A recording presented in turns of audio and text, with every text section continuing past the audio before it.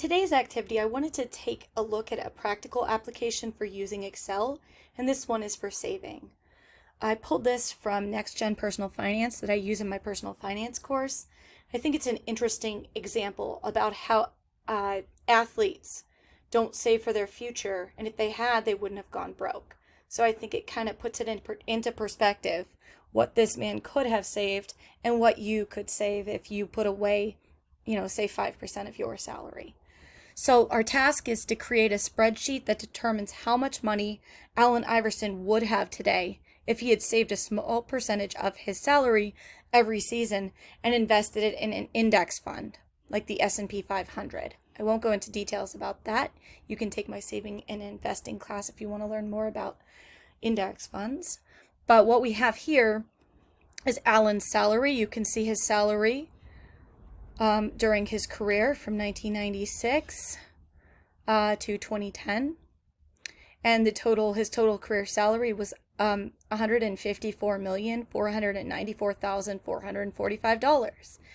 I can't imagine going broke on that, but let's see what he could have saved if he had saved 5% of his salary is what we're going to figure out.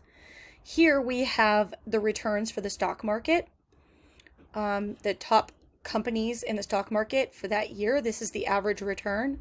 You'll notice some of them are positive and some of them are negative. So not every year had a positive return.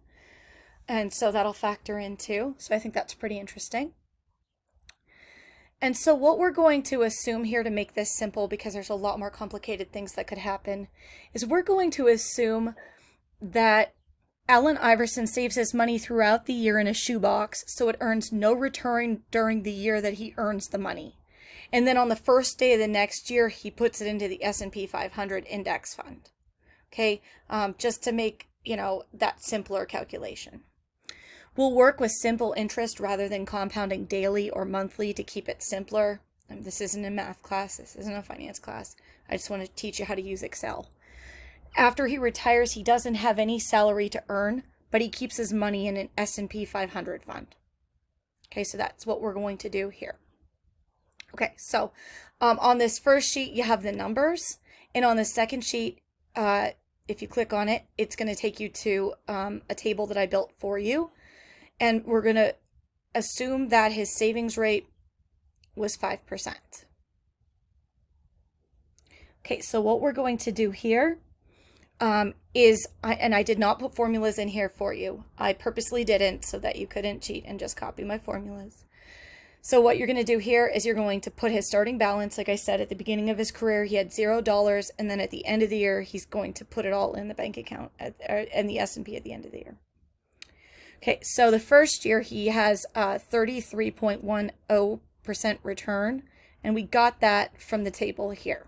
So this is in the table here, and how much he earned for the year is here. All right, so Allen's return was $0 in the first year because we have to start somewhere. He didn't save yet. And at the end of this year, he's going to save. So then his salary goes here, which I just showed you where it is. And then what you're going to do is you're going to calculate 5% of this salary. So you need to figure out the formula that will calculate this number, which is 5% of his salary. And then that's going to be his ending balance because he doesn't have anything else yet. He has 0 returns. All right, so let's talk about how we get the second row and the formulas we need to create for the second row. First, we have his ending balance, so that's going to carry over here to become his starting balance. Okay, so he takes the money out of the shoebox and puts it into the stock market. So now we actually have to worry about what the S&P returns. So the S&P returns 28.34% that year. So we've got to figure out how to calculate a formula here that's going to take the 28.34% and multiply it by his starting balance. And that's going to give you this number. So you need to figure out a formula that does that. Then we need to figure out what 5% of his salary is for the year, and that's going to go here. So you have to put the formula in here. So 5% of his salary, just like we did up here. And then the last thing we have to do is a 3-part formula.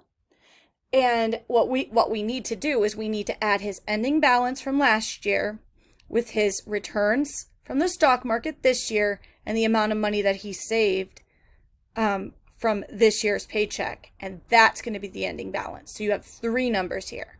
The ending balance from the previous year, or the new starting balance, however you want to look at that. His returns that he got from that balance that's in the market, and then the amount that he's putting in now for next year. And that's going to go on this line. So you're going to work all the way down to the bottom. One thing to note is that Alan retires in 2010. So in 2011, he's not going to have an income. So his salary in 2011 is going to be $0. Okay, so from then on, he's just living off of his earnings that he made when he's, in the market, or just living off of that for the next decade. So we'll see when we get to the bottom what he would have had if he had saved. So obviously also this column is going to not have any amounts either. So we're going to have $0 saved here.